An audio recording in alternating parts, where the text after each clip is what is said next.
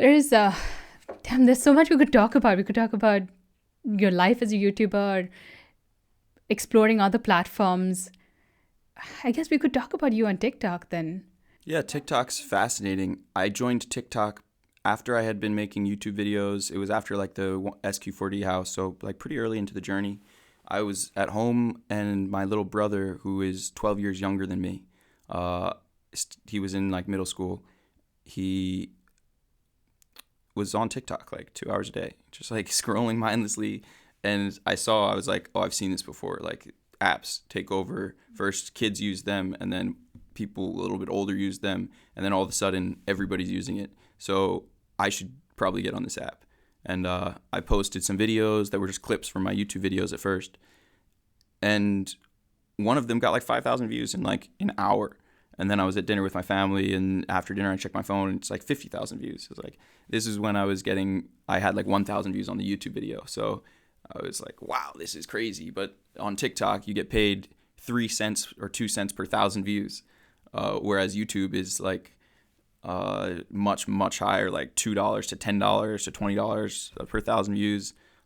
So 3 cents per 1,000 views is like, there's no money in TikTok. Even Mr. Beast he's made $14,000 from TikTok. Okay. And he's getting like 100 million views on like every TikTok video. So, but it's a way to promote yourself on another platform. Yeah, I don't know if it ever really drove any YouTube traffic.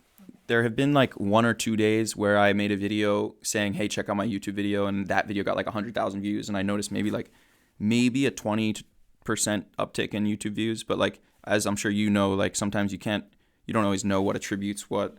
It's not like TikTok really helped that much grow the YouTube channel, I don't think. But the other thing, some people say it's bad because people on TikTok have shorter attention spans, so they click over to the YouTube channel and then they watch like 7 seconds of each of your videos and drive down your average watch time. So it's a completely different demographic. I feel like on YouTube, I hit the 30 to the 45 range, and they're intentionally looking for a video. They have this different relationship to the creator.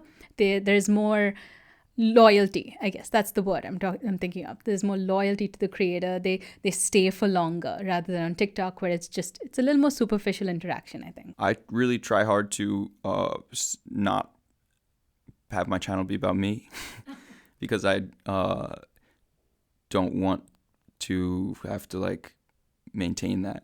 So I think I'm trying to set like a relationship boundaries with my audience. It just happens because they're listening to you. They're listening to the way you convey a message, the way you are describing a certain technology or product or something. Your biases and your opinions are naturally going to come out. We're human beings. We can't be like truly objective. There's some subjectivity in your delivery. And that automatically generates this relationship to the viewer, I think. And it's an awesome thing. YouTube is so cool. It's like the support you get sometimes from people, and like the comments some people leave. Like, I don't know why I always perceived the YouTube comments as something vicious, but they're so nice. Maybe you don't get the bad stuff. Have you blocked out certain words? No. Oh, wow. I think I just have a small niche audience, and you haven't seen the dark side yet. TikTok, the comments get wild.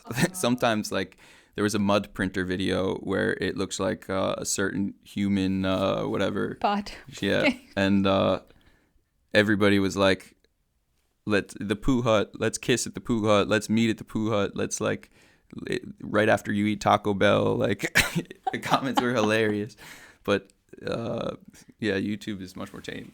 But it's not easy being a YouTuber. I mean, So I've got nieces and nephews under the age of 10, and they think it's glamorous. And I keep telling them, no, it's not. It is extremely difficult, especially trying to balance everything on your own, whether it's like the research, the editing, the recording the video, recording the podcast, promoting it on different platforms, and keeping that rhythm going day after day. There's no downtime.